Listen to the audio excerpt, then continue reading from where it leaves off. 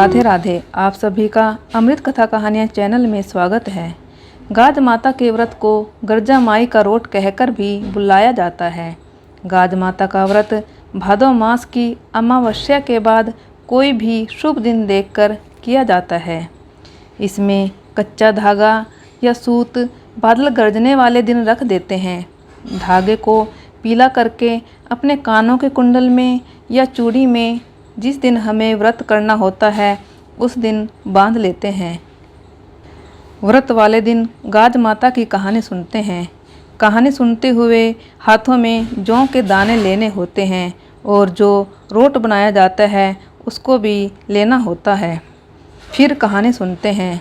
इस रोट को केवल महिलाएं खाती हैं। इसे लड़कों से दूर रखा जाता है।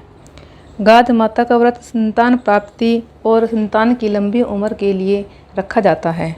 अब सुनते हैं गाज माता की कहानी। एक राजा और रानी थे।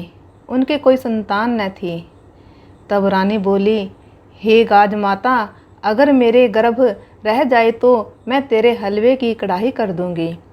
इसके बाद रानी के गर्भ रह गया। रानी के लड़का हुआ, पर रानी हलवे की कढ़ाई करना भूल गई। तब गाज माता ने सोचा कि यह तो मुझे भूल गई। और एक दिन रानी का लड़का पालने में सो रहा था। तब गरजते हुए बादल आए और पालने सहित लड़के को उठा ले गए। एक भील भीलनी जंगल से घर आए तो उन्होंने पालने में एक लड़के को सोते हुए देखा। उनके कोई भी बच्चा नहीं था, इसलिए वह बच्चे को देखकर बहुत खुश हुए और पालने लगे। एक धोबी था जो राजा के कपड़े भी धोता था और भील के भी। जब वह राजा के घर आया तो देखा कि वहाँ पर शोर हो रहा था कि गाज माता लड़के को उठाकर ले गई। तब धोबी बोला कि आज एक लड़के को मैंने भील के यहाँ पालने में सोते हुए देखा है। तब राजा बोला कि भील को बुलाकर लाओ। जब भील आया तब राजा ने पूछा कि तेरे घर लड़का कहाँ से आया। तो भील बोला, मैं गाज माता का व्रत करता था तो मुझे गाज माता ने बेटा दिया है। तो राजा रानी को याद आया कि हमने माता की हलवे की 2 कढ़ाई बोली थी जो नहीं करी, इसलिए हमारा बेटा चला गया। तब रानी बोली, हे गाज माता, मेरा बेटा ला दो।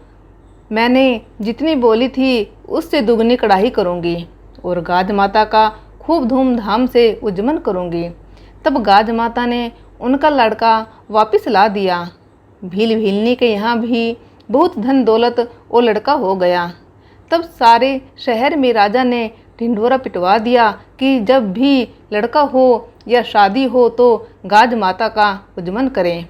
गाज माता ने जैसे रानी को लड़का दिया वह भील भीलनी को धन समृद्धि व लड़का दिया, वैसा सबको दे। भादवा का महीना आया, अनंत का दिन आया। इंद्र की परियां गाज माता की पूजा करने आई। जहाँ वे पूजा कर रही थी वहाँ एक भील भीलनी आई। उन्होंने पूछा, किसकी पूजा कर रहे हो? परियां बोली, गाज माता का व्रत व पूजन कर रहे हैं। भील भीलनी बोले, इसको करने से क्या होता है? परियां बोली, यश व लक्ष्मी आती है। ऐसा सुनकर भील भीलनी भी गाज माता का व्रत करने लगे तो उनके बहुत धन संपत्ति हो गई। भीलनी रानी जैसे कपड़े पहनने लग गई।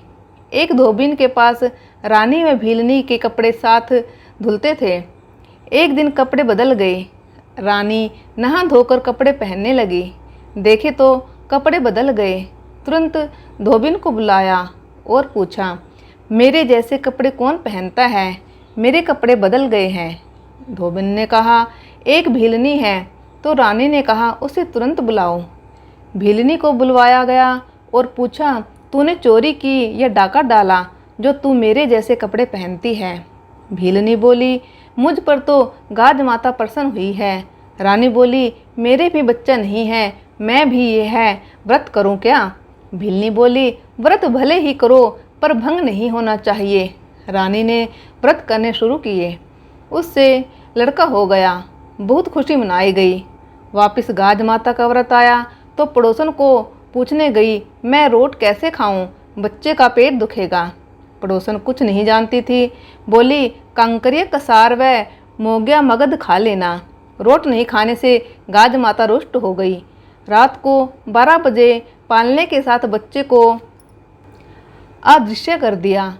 दिन उगते ही बच्चा व पालना दोनों की खोज शुरू हो गई, पर बच्चा कहीं नहीं मिला। रानी बोली, भीलनी ही बताएगी। उसे बुलाया और सारी बात बताई।